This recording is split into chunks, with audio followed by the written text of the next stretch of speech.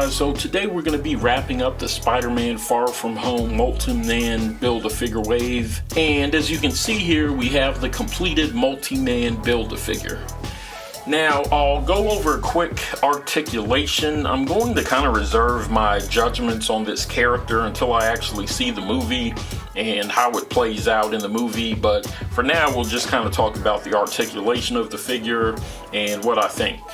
So for articulation, you have pretty good articulation for a figure this size. You can get his arms moving up and down.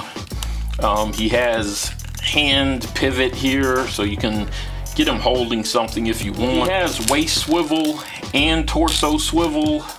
The other arm also will move in. You get it up, it pivots. This hand you can also get moving up and down as well as side to side. His legs you can straighten out that much. It also has what would amount to thigh swivel. The knees bend.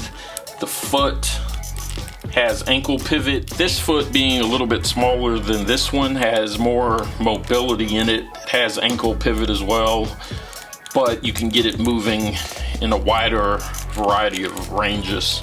So the head you can get looking up this far and down that far. And he doesn't have much trouble standing. That's one good thing about the figure. It's pretty easy to pose him.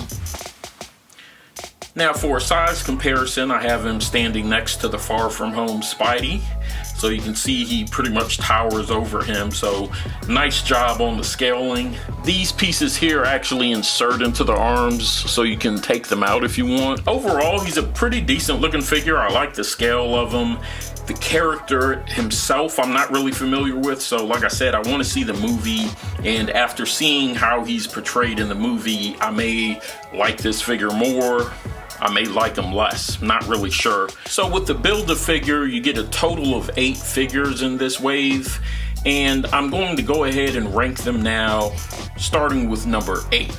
At number 8, we have the Doppelganger Spider-Man, and this is basically because of the lack of articulation with the upper torso. You don't have any ab crunch, there's no waist swivel. I think they could have seized the opportunity to add waist swivel to this figure, but instead they reused the body mold from the 6-armed Spider-Man. So I like the face abs, and if you watch my review, there are some positives for this figure, but he comes in at number 8 in this ranking. Coming in at number 7, we have Spider-Woman, and this was kind of a tough choice because I really like this figure. I had to take points off though for the hair. They did a great job with the sculpting of it, with the coloring of it, but it's just not that pliable, so it tends to get in the way a little bit. She did get positive points for the extra hand shooting out the spider web. That's pretty cool, but she's a rather obscure character, so for this ranking I'm having to put her in 7th place.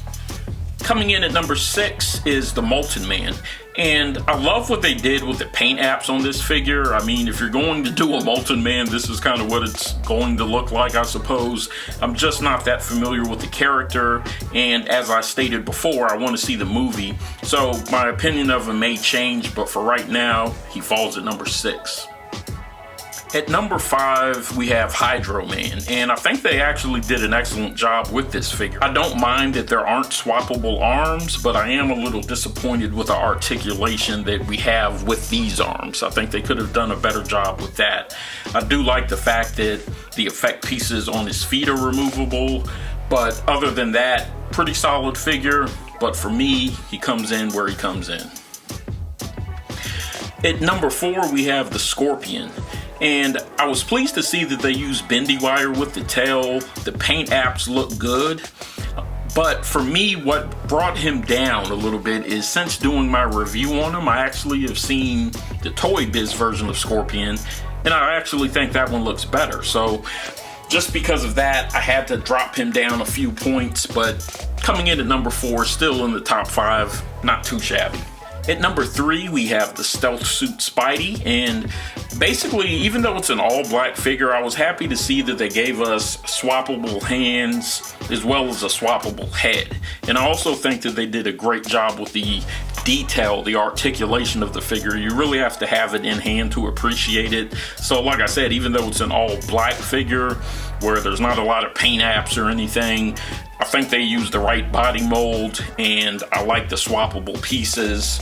And overall, it's a figure that I'm happy to have in my collection. So coming in at number 2, we have Far From Home Spidey in his what's been referred to as red and black suit. But if you watch my review, like I said, it looks more bluish to me, like a dark blue. So I'm not sure if it's supposed to be black or supposed to be a dark blue. I guess when I see the movie, I'll be able to have a better idea. I know people have been referring to it as red and black, but the figure in hand you can clearly see is a dark navy blue, especially under the right lighting conditions. Articulation wise, I think they used the right body mold. I don't think this is the best Spider-Man suit that we've seen in an MCU movie by any means. Although I do love the white spider that they have on the back. It's kind of reminiscent of the PS4 Spidey, so maybe they took some cues from that suit. But nonetheless, this is still a good figure overall. So he comes in at number 2.